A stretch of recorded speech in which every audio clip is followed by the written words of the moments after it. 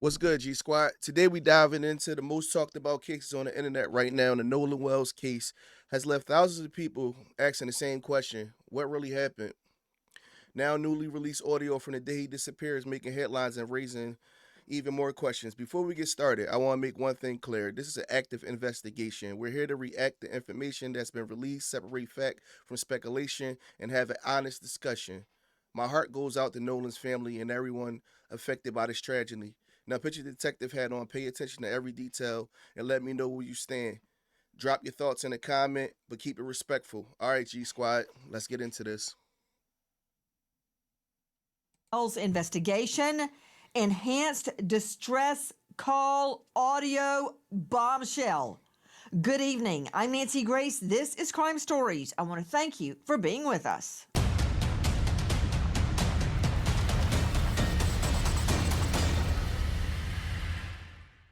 He was face down on the beach right at the water's edge. If he was sent face down, that also doesn't make sense to me. If he's face down, wouldn't blood pool just by nature of gravity this way? So right now we've got a lot of questions, but as the second doctor says, this is all still pending investigation. If this were your child, wouldn't you want to know what happened? Hell yeah, I want to know what happened. And I'm glad his family standing 10 toes on this and they keep pressing for the truth. Because every day it gets weirder and it gets weirder and it gets weirder. So we going to figure this out together. Because this can't keep happening.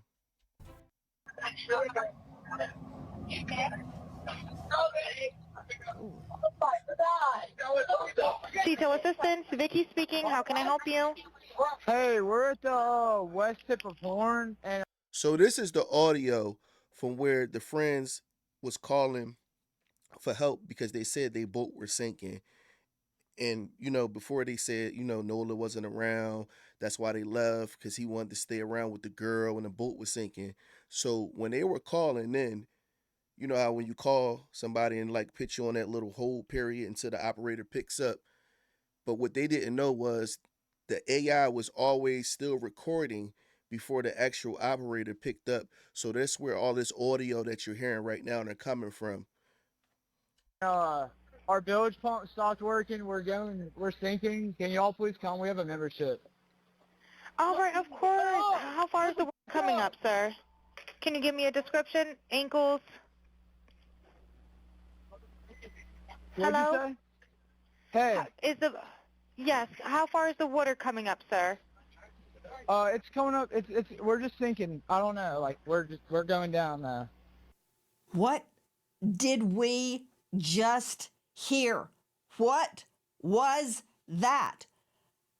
One more time, please.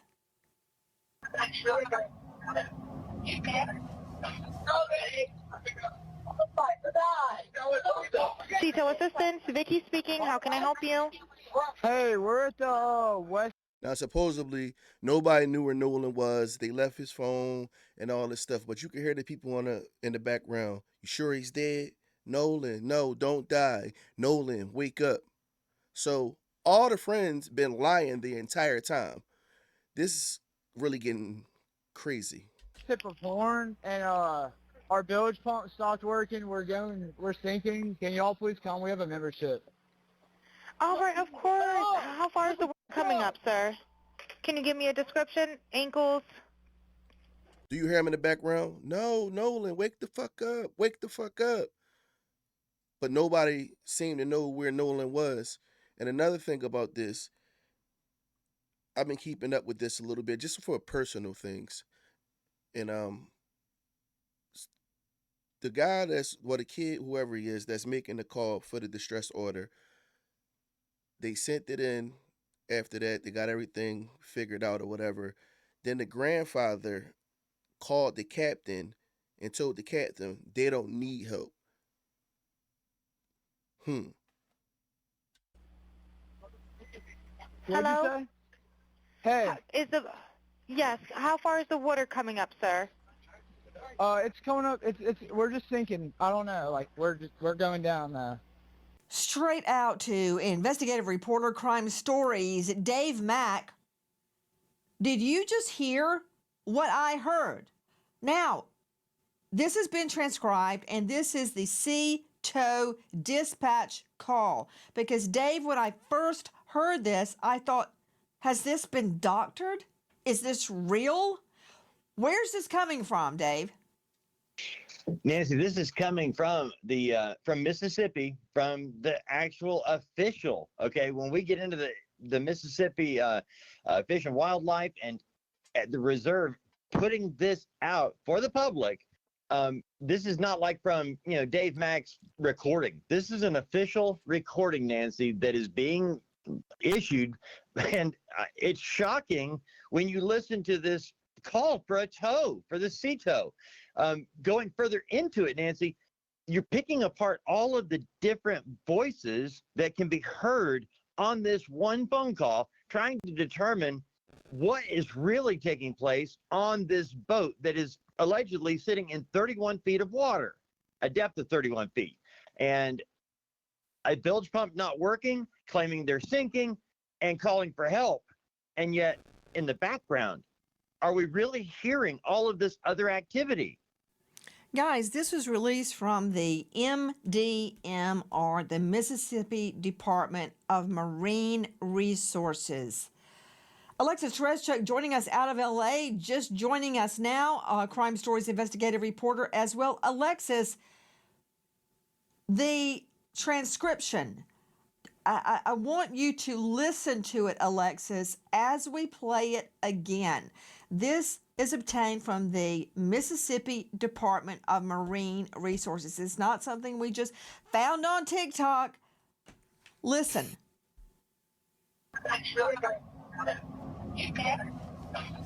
I ain't gonna lie, I like Nancy Grace because she ain't biased. She called it straight down the middle and called it how it is. And we need a lot more people like her. CTO Assistance, Vicky speaking. How can I help you? Hey, we're at the west tip of Horn, and our bilge pump stopped working. We're sinking. Can y'all please come? We have a membership. All right, of course. How far is the water coming up, sir? Can you give me a description? Ankles? What'd Hello? you say? Hey, Yes, how far is the water coming up, sir? it's coming up. We're just sinking. I don't know. Like we're going down now. Okay, Alexis Tereszczuk, jump in. So it sounds like before the woman starts talking, the operator, everyone in the background is saying, "Is he dead? Nolan, wake the up." And so they are concerned about Nolan. They're saying, literally, "Is he dead?" Nobody has ever, none of the kids on this boat have ever admitted that anybody said that they thought Nolan was dead on the boat. This is the first time that we are hearing this. What is the chance that this has been doctored in some way, Alexis Tereszczuk? Because circulating on the internet was a scene where another young man was face down being attacked on the sand. That was not Nolan Wells. That's not Nolan Wells. Repeat. So there are bottom feeders that are fabricating evidence and circulating it, and it's whipping up all sorts of hostility. But regarding this, have you listened to it independently of any transcription? I have listened to it. I've listened to it over and over, and I've listened to the audio where it's only the sound of the boy calling in and not the operator's voice. So it takes a little bit of the distraction out, and you can just hear the voices, the one friend saying, "Is he dead?" And we are hearing somebody very worried. They're saying, "Is he dead?" Somebody, you think you might have heard them say Nolan right before that. Somebody then says, "Oh my God." So the thing is, there have been a lot of false videos. People have said there was a video where Nolan was screaming, saying, "Give me my phone back." His friend says, "No, that's me in the video." There have been tons of AI generated videos and images and things, but this is the official audio from the organization.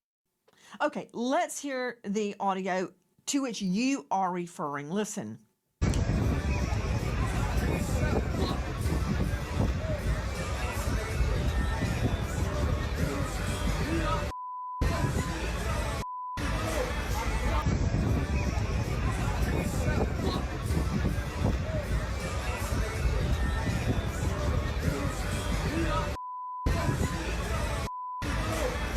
Now, it's my understanding, Dave Mack, that that sound we just played is real sound. That is not doctored sound, but someone else claims that's them saying, "Give me my phone back." That is not Nolan Wells. Explain.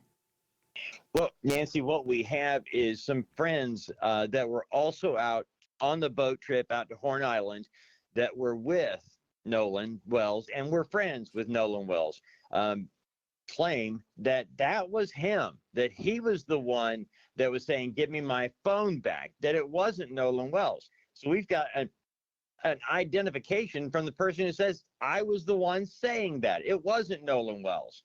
And when you listen to the audio, Nancy, it does seem like it is not Nolan Wells saying, "Give me my phone back." It sounds like the guy claiming it. Guys, a lot of confusion Does it really? Does it really? surrounding the audio that has been released by the Mississippi Department of Marine Resources. This, as we are also learning about an offer made by the United Cajun Navy to Ben Crump, who is representing Nolan's family, to Todd Terrell joining us, the president of the Cajun Navy. Todd, thank you for being with us tonight. Todd, explain to me the offer that you guys made to Crump. Well, first of all, I want to make sure that I really am specific about the words I use because I don't want things taken out of context. Me personally, as president of the United Cajun Navy, made a call to Mr. Crump and offering him our services for dogs, cadaver dogs, and specific scent dogs. I never heard back from him. Our incident commander, Josh Gill, did speak to Liza Parks, I think he's one of his lead attorneys or whatever, and offered the services as well. The rumors about us talking to Mr. Crump, personally, I want to set the record straight. Nobody, myself, nor anyone from United Cajun Navy spoke personally to Mr. Crump. We did reach out and make an offer, but we did not hear back from him. Okay, much has been made of the offer to, was it cadaver dogs, scent dogs, or both, Todd? It was both. It was cadaver dogs and specific scent dogs. And, some of this needs to be clarified. Okay. And we did make an offer, but we did not hear from him himself. Gotcha. There's a lot of people on the team. So who is it that you said you guys contacted or spoke with? Liza Park. And we have a phone record. Our guy, Josh Gill, my incident commander, on the 13th, left her a message. And on the 14th, they reached out to her. And I think got back, I think it was 9:51 on the 14th. There was a 23-minute call with Josh Gill, our incident commander, and Liza Park, who I believe is Mr. Crump's lead attorney. And so they knew well what we did, the credentials of the dogs, and what our specific offer was. So they knew it ahead of time. To Marie Pereira joining us, veteran criminal defense attorney. She is also a domestic violence expert and a registered nurse to boot. Marie, thank you for being with us tonight. Here's the deal. A lot has been made that Nolan Wells' family turned down an offer to have the boat searched with cadaver dogs, which, if they had hit on the boat, would suggest a dead body had been on the boat. Here is the fly in the ointment. Okay. Let's get to it, Nancy. The fly and the ointment. That's a new one. I ain't never heard that one. It's not their boat. They can't give authority or permission or privilege for anybody to get on that boat and search the boat. So the fact that Crump's team... But they said when it first started that they was cleaning that boat like crazy the night after he went missing. Like 2, 3 in the morning, they was saying people rolled by the house or whatever. They was out there cleaning the boat all up. So didn't call back means nothing. They were not authorized to give authority or privilege or permission for anybody to board that boat, much less a cadaver dog or a scent dog. You nailed it. And it's not his job or anybody else's to do what the police need to be investigating. After hearing that audio and knowing all the facts, They should be investigating this like it's a homicide and stop with the he say, she say from all of those kids on the boat who are presumed innocent at this moment. But I'm seeing and They all suspects in my damn book. hearing guilt just off the fact that they even had his phone. That part. Why did you even have his telephone? I will never get over that because even as an adult, my phone is my life. If I'm staying back doing anything, I'm staying with my phone. So they need to be investigating all of those kids, interviewing them piece by piece, one at a time. And I promise you, somebody's going to break and tell the truth here. Joining me is Marie Pereira. You know, in any criminal investigation, the first thing you do is get all the parties, all of them, and you separate them and you question them separately. Yep, you put them right in that room. Listen, you know we only got one deal. So the first person that tell gonna get the best deal. You know, we got such and such over there. He already given us a little bit of the pieces, man. So, you know, if you get to it before, then, you know, they gonna crack. They gonna crack. You give them a waiver of their rights. They read it, they sign it, you read it out loud to them, you get all this on video, and you ask each one separately what happened before they have a chance to get together and talk. I'm not saying the friends are guilty. I'm not saying they're innocent. What I am saying is that would have been proper police procedure. What I'm saying is, I heard the same damn audio y'all heard.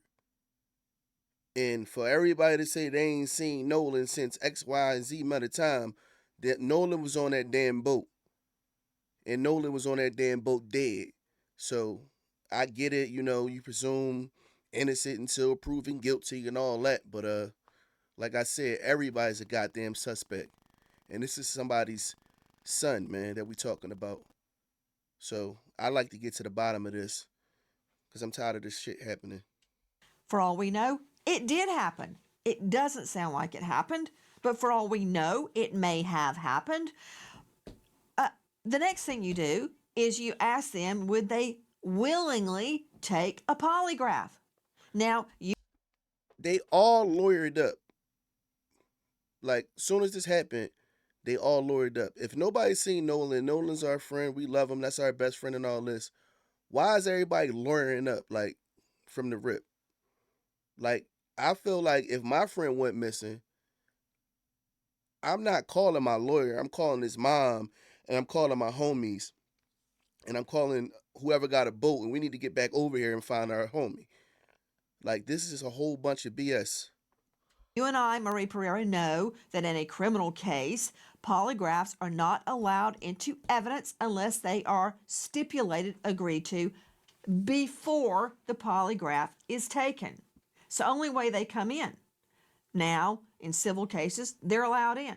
Think of O.J. Simpson. Didn't come in the criminal case, did come in the civil case, and P.S., he flunked it. That said, that's what you do. You separate them, you talk to them, you record it, you get their waiver of rights, you read their rights out loud on video, then you talk to them. Not hard. Next thing, you bring cadaver dogs and scent dogs on that boat. Now, scent dogs are going to hit on the boat anyway because they state Nolan was on the boat. So they're going to pick up Nolan's scent on that boat. Cadaver dog, whole nother story. And another thing, I would get a search warrant for it. You may not need a search warrant because a moving vehicle, as you know, Marie Pereira, under U.S. v. Carroll, that was the case that goes all the way back to moonshine days, bootleggers. If it's exigent circumstances, in other words, the evidence could leave. In that case, it was a car that was weighted down in the back. And the prohibitionists thought there was moonshine in it, and there was, and they stopped the car because the evidence would have been gotten rid of. Same thing with the boat. You may not even need a search warrant, but you could get one. That said, that should have been done day one. To Todd Terrell, President Cajun Navy, you guys have at your access scent dogs and cadaver dogs. Do you believe, Todd, that any evidence of a body on that boat would still be detectable, even now? Not speaking specifically in this case, but in past cases, we've had dogs detect body, blood and smell months and even years later. Our biggest thing was you got to eat this elephant one piece at a time. And if no one thought there was anything on that boat, they should be willing to allow dogs to go on the boat. So for us, it's a matter of just it's another tool. It's a tool to use. Dogs aren't 100%, but these dogs are pretty damn close to it. Joining me now is Elliot Connie out of Arlington, Texas, psychotherapist. He's author of Change Your Questions, Change Your Future. He's president and founder of the Solution Focused Universe. He's a star of Family Therapy Podcast and upcoming The Elliot Connie Show. Elliot, thank you for being with us. Thanks for having me. Both sides are so ready to jump on each other. I imagine, I'm guessing, I don't know what Crump's thinking, but he did not have authority to release that boat. It's not his boat. That's like me telling you, Elliot, sure, go ahead, search Dave Mack's house. I don't care. You've got my permission. That's not my house. I can't give permission for you to go search it. So it's really simple. That's absolutely right. It's really simple. I don't really understand so much of this. Like, people are, like you said, they're one side is going after the other instead of just accepting really logical things like the point that you're making here. Like, the family does not have the right to tell the other family what they can and cannot do with the boat, and other people are using that as evidence that there's something somehow wrong with what the family is saying, when all they really want is justice. And justice is the pursuit of truth. And it just seems to be triggering people in such an odd way that I, quite frankly, don't understand. Guys, I want to circle back not only to the beginning of that MR, Mississippi Department Marine Research call. I want you to hear more, a different segment of that SEATOW, that's SEATOW call. Listen. Right, looks like you're on Horn Island, correct? Are you yes, on we are Horn at Horn Island? Yes. All right, is the boat sinking or you have it aground? We were sinking, yes. Is it aground is the question? No, we're not aground. We are in 17 foot of water. We're in 31 foot of water. All right, have to ask. What do you want to do? Do you want to be towed back? I want to get this boat unsank and towed back, yes. All right, where would you like it towed to, sir? You can tow it to Ocean Springs Harbor, or Fort Bayou Launch. You know, it just struck me. He's got reception. Why is everybody saying you can't make calls and you can't take pictures because there's no reception? He's out in the middle of the water at those coordinates and he's got reception. Remember that? Remember that, Alexis Tereszchuk, Crime Stories investigative reporter? We were told at the beginning that items were not deleted off Nolan Wells' phone, but he wasn't posting because there wasn't reception. But they're out in the middle of the water and they've got reception. Put down in the comment section what y'all thinking, because I'm learning and gathering information with y'all in real time. So that's why I'm not really saying a lot, because I'm learning a lot. So. Reception? They do. He has really good reception, and you can hear it clearly throughout this call. But the stories maybe have changed a few times. First, it was he didn't have any reception. The other was, nobody took their phones on the island because you had to wade through some water to get to it. And they even said, well, this is salt water, not fresh water, as if. Bro, ain't no 18-year-old from where I'm at to Mississippi that's going anywhere without their phone. Like, if y'all whole thing was, he was over there talking to a girl. Any guy know that if he's talking to a girl and, him and that girl didn't talk before, the first thing he want to know, what's a Snap, what's a Insta, what's a phone number, how we gonna communicate after we leave this island. So how do y'all go out for the 4th of July and y'all mingling without phones? Like, none of this made sense to me from day one, but I'm gonna just go ahead and keep on listening. That matters to your phone when you drop it into it. But there are videos from the island. There are even some of his friends are in videos from the island. So people clearly had their phone. And the other friend was arguing when one of you were talking about the videos that people worry about that have said that it was him. His friend was seen in the video screaming, "Give me back my phone." The phones were there. Other kids had their phones. Okay, but before I discount claims that Nolan did not have reception, I don't know what carrier he had. Maybe he didn't have reception. My point is, why everybody's screaming to shut this investigation down, I don't know, because these are very rudimentary facts that we don't have the answers to. You know why they screaming, shut the investigation down? Now, if it was the flip side, and I hate to be like that, but I'm going to be honest, this would have been solved a long time ago. I'm just calling a spade, and I'm just the messenger. You know what they say, don't shoot the messenger. He is talking about the boat taking on water. We are sinking. Come and get us. I want this boat unsank and towed back. But interesting, we learn that very boat took multiple trips later that very same night. So first, at 9:56 a.m., the boat leaves the original dock. It arrives at Horn Island at 11:14. So at around 4 o'clock, there is a call to the Coast Guard about the boat. NBC News got a hold of it. We're sinking. Can y'all please come? And is everybody on board in good health otherwise? Yeah, everybody's on board. Everybody's on board. So does that mean Nolan is on there? Who was on that boat? At 4:31, the boat leaves Horn Island and it is towed approximately 3 miles, and then the tow ends. So after 3 miles, they go back to the original dock, okay? They arrive at 5:44 p.m. So it looks like this is where Horn Island is, and this is where the original dock is that I am referring to. I looked it up, and El Camino Real Road is in Gulf Hills, Mississippi, which is right above Ocean Springs. So I'm wondering if this is the house where they got the phone. Now, the boat travels to Fort Bayou. At 6:06, the boat returns to the original dock.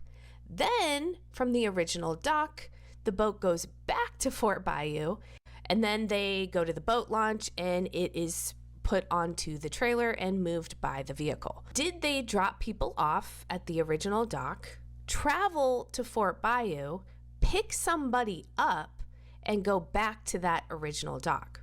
And then from there, why was there an hour and 13-minute time gap? This boat was sinking hours before, and then they're just having it docked for an hour and 13 minutes. You would think they'd want to get that boat out of the water ASAP. That's from the Real TikTok Detective and from NBC. So it doesn't sound to me, Dave Mack, that the boat was sinking, because they're going all over in the boat. So if the boat's not sinking, why the sea tow call? Why the distress call? Yeah, Nancy, the one thing you have to remember on that first sea tow call, you hear them saying, we're in 30 feet of water, we're sinking, we need to be unsank and towed. But if you follow along with that communication, the sea tow company reaches out to a local captain nearby and says, hey, we've got a boat. See, this is what I was telling y'all about when the grandfather had called it to the captain, and the captain responded back to, the operator lady, whatever. He was like, well, I just got a call from the grandfather. The grandfather said they don't need no help. You know how that go. Can you go take a look? And the captain nearest to the boat says, hey, I just got a call from the owner of that boat. He says they've resolved the problem and don't need us anymore. So, and this happened during the course of 10 minutes, Nancy. So they're calling for help and then not calling for help. So something was definitely going on with this Triton 21-footer that they cannot explain. Hi guys, American homeowners. The FBI has been warning about a type of real estate fraud called title theft, and your equity is the target. With just a So why the CETO call? That leads me back to the original sound from the Mississippi Department of Marine Resources. With me now is Todd Shipley, digital expert. Todd, listen to this.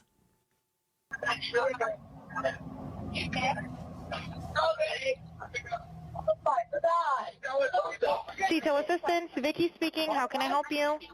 Hey, we're at the West. But the craziest part is right now, like, let's just say Nolan wasn't dead at this time. You know, he might have just like maybe been unresponsive.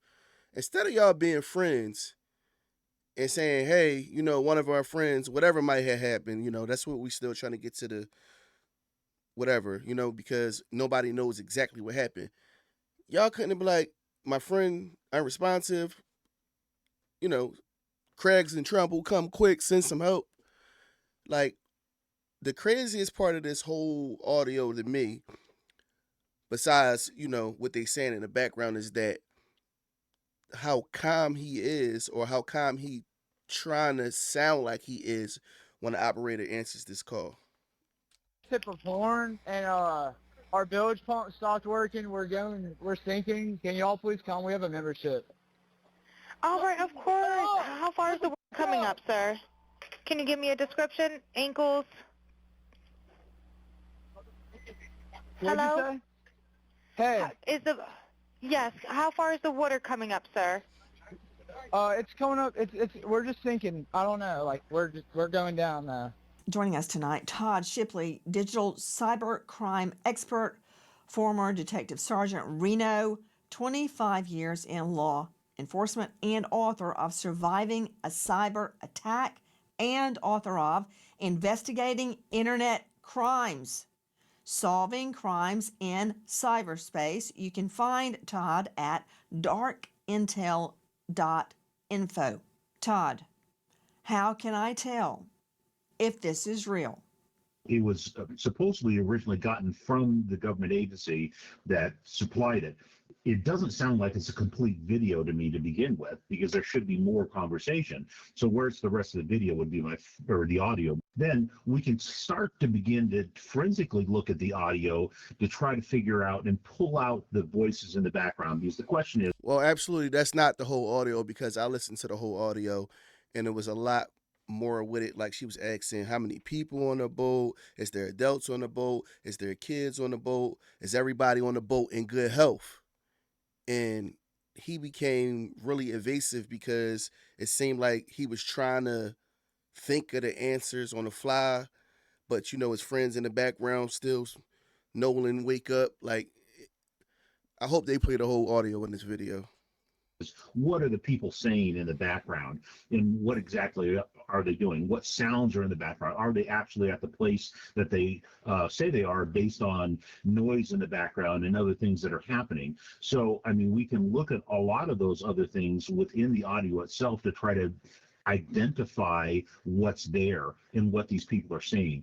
Pull out those individual quotes and try to isolate them based on what they're saying, and slow it down, speed it up, that kind of thing, and pull out the background noise so that there's nothing else, so we can just isolate those things. There's several things that can be done with this. Todd Shipley, if you had this audio, what would you do digitally to clean it up, enhance it, and isolate it? Well, there's, as I said, there's some of the things that we can do is we can isolate the different tones, the different signal pieces that are coming through there in the audio. We can take that and isolate the individual people that are in there and try to identify who they are. And that's done digitally. We can actually just isolate the different streams that are there and pull out those different audio pieces. To all the members of the panel, I want you to listen carefully to this without reading the transcription. One more time.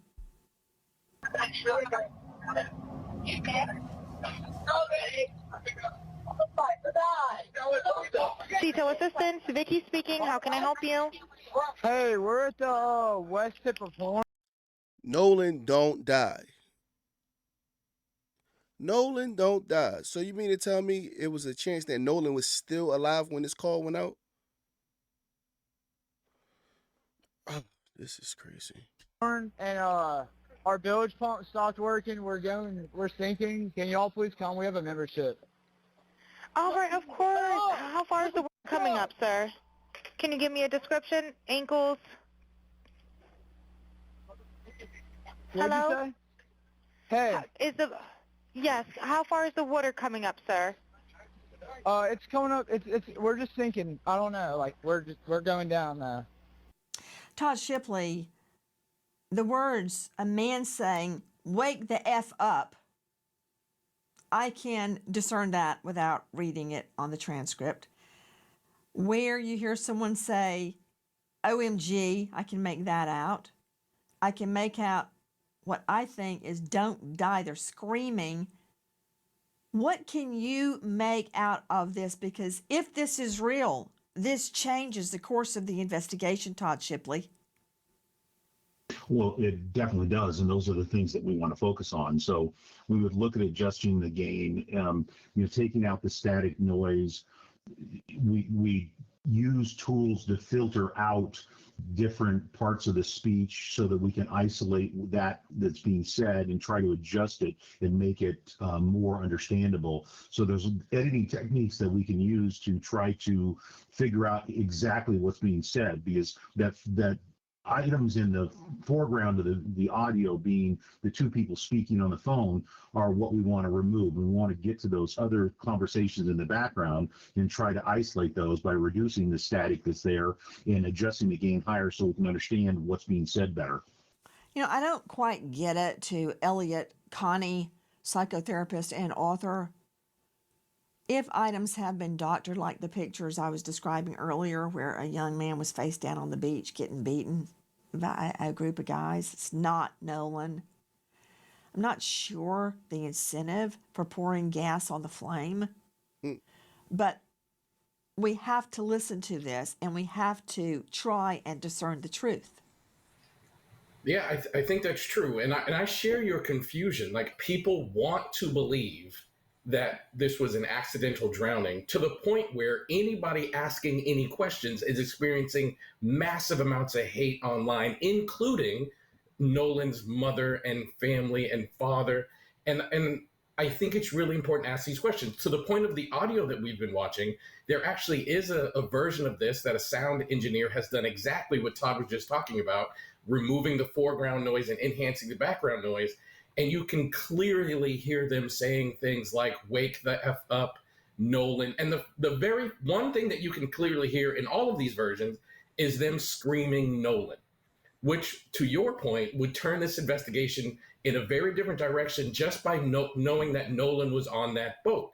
And I think it's important that we ask these questions. I'm so glad that you are on top of this, because we need people like you with your platform that don't look like people like me advocating for truth, because people have such a motivation to protect these kids. And I don't fully understand it when the Same thing I told you earlier. If the roles were reversed, this would have been solved. This would have been solved if the roles were reversed. If it was one white kid on a boat with a bunch of black kids, this shit would have been national news all over. You wouldn't have had no Ben Crumps. You wouldn't have had Tyler Perry come in. You wouldn't have needed Colin Kaepernick to pay for the funeral, none of that. This would have been on 3, 6, 10, 29, Instagram, X, Twitter, whatever, every platform. So let's just get to the bottom of this and let's act like it's 2026. motivation should be pursuing justice and truth. Speaking of attacks on Nolan's mother, listen. The only question that we have is what happened to our son. That is the only question. We have consistently been degraded by the public. There's been questions about our parenting, our GoFundMe, this, that, and other. I've been called a racist. I am a healthcare provider, and I take my job very seriously. I love everyone. Not only is Nolan's family getting death threats, reportedly, but so are the so-called friends that were on the boat. Well, I mean, with everything going on social media right now, with people saying the crazy things that... Oh, I can't stand this Officer Tatum guy, man. Like he like a damn bootlicker. They're saying I would never want to take the attention off of Nolan and his family. They don't deserve that. And for own personal reasons, I mean, I've gotten thousands of death threats. My family's got thousands of death threats. I couldn't bring myself to go because I got to put my own safety first.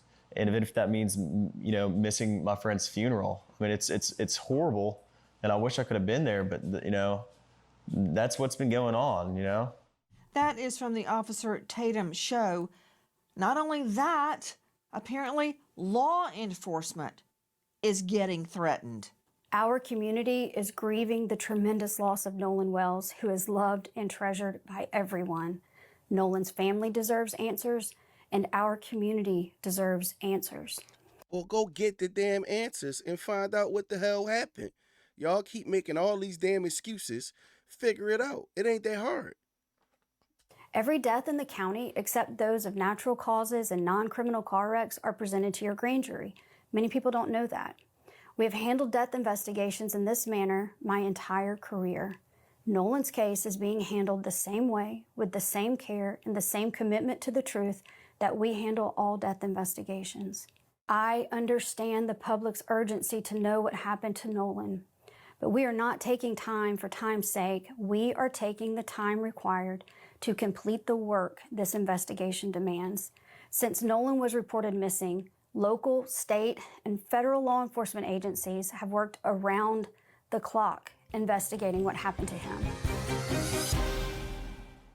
Hi guys, Nancy Grace here. Please join us on Crime Stories and stream it first on Fox 1. When breaking crime news develops, we investigate it and bring it to you. Witness interview must be analyzed in context. Nancy Grace, stream it first on Fox 1. I hope to see you there, and thank you, friend. Every piece of evidence must be examined. Every credible lead must be followed to its conclusion. Every witness interview must be analyzed in context of all other evidence. The pressure for answers does not change what the work requires.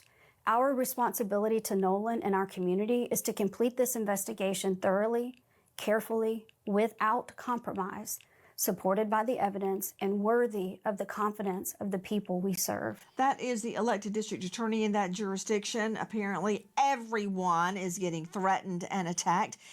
That's not a very good climate in which to do your job, is it? Dr. Thomas Coyne, the chief medical examiner out of Tallahassee, District 8, toxicologist, pathologist, and neuropathologist, because everybody's taking heat. They're probably afraid to even walk to their car.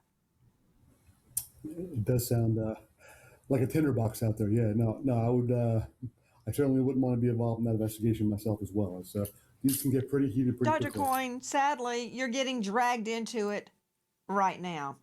Dr. Coyne, I need to talk to you about the body, and I'm going to circle back, everybody, to the Katie, the mystery Katie girl on Horn Island. Her sister spoke out on her behalf. Okay, and there's a problem with that, too. There is a discrepancy with that. But before I get to that, Dr. Thomas Coyne, thank you for being with us tonight. And yes, repeat, we're dragging you into it. Dr. Coyne, I understand why Nolan Wells's lungs were removed from his body and that the second examiner did not have them. He cannot complete his independent autopsy because he can't look at the lungs.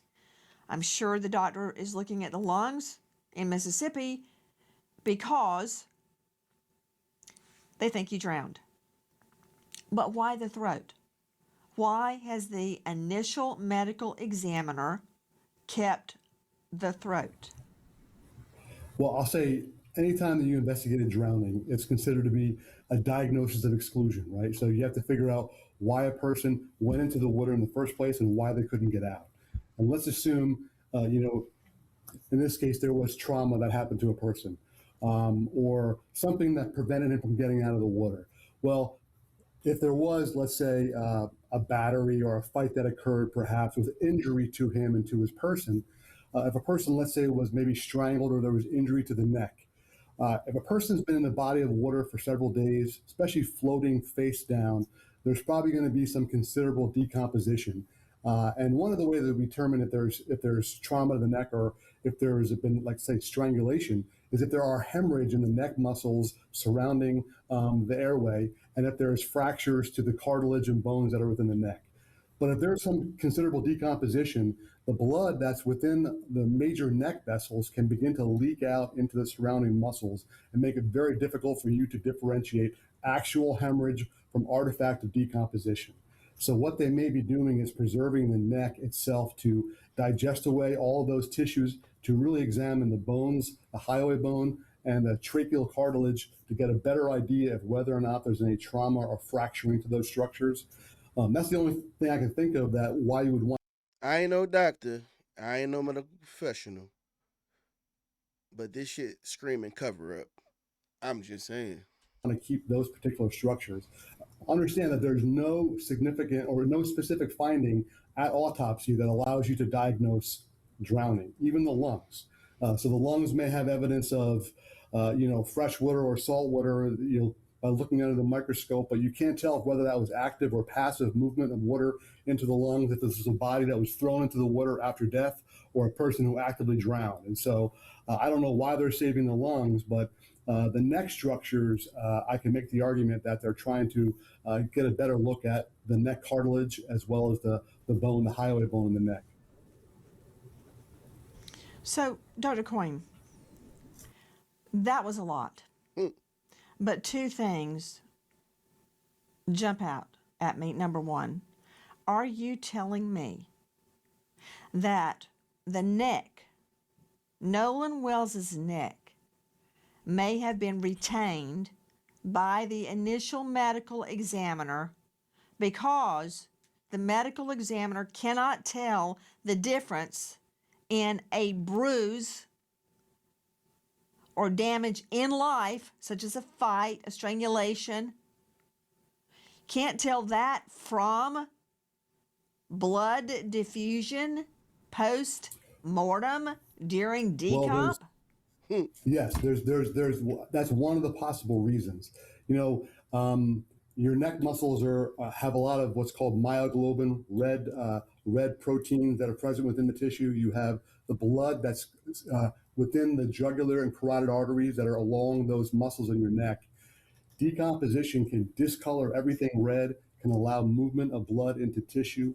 And so if there is some confusion about whether or not hemorrhage in tissue is due to decomposition or due to actual injury, they may do a deeper look at those structures. And so that can include microscopic sections, taking actual tissue sections from that area, looking at it under a microscope, and perhaps also removing all tissues from those structures to just look at the cartilage. That's a lot of words, Coyne. I like you, Dr. Coyne. I respect you, but just as a yes, no. Yo, I bang with Nancy. Like, cut all the fluff, cut all the big words, get straight down to the grass point. Like, what's going on?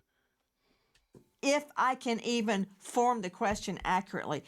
Are you telling me the medical examiner, the initial medical examiner, may have kept Nolan's throat because he can't tell the difference in an attack on the neck versus decomp, blood dispersion during decomp? If there was significant decomposition, that may be one of the reasons. I've never. All right, so I'm taking that yes, that could be it. So yes, absolutely. I can't think of any other reason. In drowning, sometimes you have less than 10% of drownings. There's the hypothetical dry drowning where a person can have a spasm of the neck muscles once you swallow water. But there's no physical finding that you could look at autopsy that would prove that. So I can't imagine they would save the neck for that reason. The only reason I can think of is that they're looking at the underlying structures a little more clearly.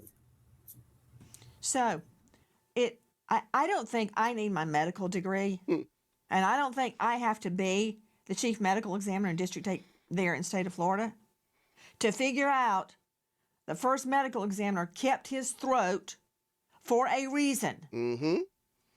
What? Told y'all, scream cover up to me. It's something with that neck because they ain't gave that neck up yet. Is the reason why the throat? Why not the foot? Why not the hand? Why the throat? There's something about the throat that the medical examiner is concerned about. You just heard Coyne explain it very clinically and in depth. I want to ask you something else. Can I see Dr. Coyne, please? Dr. Coyne, we were just showing you autopsy results, and it's from the second medical exam, the second doctor. That's it. Thank you, control room. On the back of Nolan's neck is deep subcutaneous reddening of the tissue. I've had one doctor, who I respect highly, tell me that that was pooling of the blood post-mortem. Well, I don't buy that because it wasn't pooled anywhere else on his body, on his back. So why there? It's not pooling. I don't believe that. Then somebody else said, oh, that happened because his head was on the block at autopsy. Well, the block at autopsy is usually 4x13. That Seemed like somebody was holding him from the back of his head and his neck and choking him and holding him underwater. They just my thoughts and what I be thinking. Y'all put down in the comment section what y'all think. that is 8x12. Plus, that doesn't make sense. You don't bruise post-mortem. So there would not be markings on his body from the autopsy. You can't bruise after you're dead. Your blood's not pumping. No, that's not correct. It's not bruising. It's just red discoloration. If it was actual hemorrhage or hemorrhage in the tissue, which is a bruise, then they would have called it hemorrhage in the tissue. They're calling it red discoloration. When a body, especially a decomposing body, is on its back, it has to get transported from wherever the body is recovered to the autopsy facility. It remains in the autopsy facility until the autopsy is performed. Then the head is cut open to reflect the scalp back. So first of all, if there was significant hemorrhage there, the first autopsy should have noted that. I don't know what their findings are, but understand that virtue, the process of reflecting the scalp to open the head and then sending the body off to do that second autopsy can also contribute to discoloration just from drying artifact. But when a body lays on its back, especially a body, if there's significant post-mortem interval, yeah, you can certainly have red discoloration just from leakage of both skeletal muscle proteins as well as blood from all the capillaries and blood vessels back here. And it stains the tissue, and very common to get it on the back of your head. You can also get it on your back, but mind you, they're not reflecting the back to look at those tissues in the back, but they are opening the head. And so that's probably why you only see that red discoloration reported there. I believe you're saying, I'm trying to interpret this from a layperson's point of view, that out of his whole body, he had blood settling on the back of his head at his occipital. They're only looking at the back of his head, right? They're not opening up his back. When they do the autopsy is performed by a Y incision that's created in front, and those tissues are reflected backwards. They're saying that's red discoloration because it's different color from the normal color of the occipital bone. They're also, from that photo, they're just putting red marker across the back of the occipital bone. Dr. Coyne, to me, that didn't settle anything. But we can't settle anything because we don't have the full autopsy. So we're like the five blind guys feeling different parts of the elephant, trying to figure out what is it. Okay, we can't sign off until we address the Katie issue. Now, correct me if I'm wrong, Alexis Tereszchuk, Crime Stories investigative reporter, but the friends on the boat say Nolan wanted to stay behind because of a girl he just met named Katie. Katie has been found, and she says no. He said he was leaving with his friends. Yeah, that's right, Katie. Don't try to drag me up in this. Katie like, oh, hell no. Y'all ain't about to do that to me. 100%. Do I have that much right? 100% Okay. you have that exactly Let's right. take a look at what Katie's sister says. Put it up on the screen, please. Katie had a conversation, assumed Nolan was getting ready to get on the boat that he came out in. Katie made it home. She was on another boat, different people.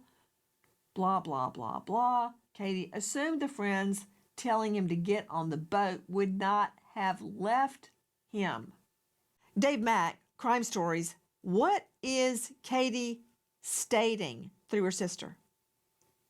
She is saying that Nolan did not stay with her on Horn Island, that she thought he was going back with the same people he came with. And by the way, got to add this, Nancy. Katie McCormick has been working with investigators, has been fully cooperative with them, the Wells family, and she says flat out that he did not stay with her. He went back. Katie saying he was on that damn boat. Hi guys, Nancy Grace here. If you are a homeowner, you've probably thought, should I call American Financing to refinance and pay off this debt? But you don't sense. And good luck. All right, well, I guess that's the end of the movie because, well, the video rather, because it's a lot of, sponsored stuff going on at the end. But, yeah. After hearing this video, I could definitely see why people still talk about the case. There's a lot of unanswered questions. And until investigators release more information, it's important that we don't jump to conclusions. Once again, my thoughts and prayers go out to Nolan Wells' family and everybody affected by the tragedy. I hope they get the answers they're looking for. Now, I want to hear from the G Scott. What stood out to y'all the most? Did y'all notice something I missed? Drop your thoughts in the comments. But let's keep the conversation respectful because it involves real people and real family and real life. Until next time, peace.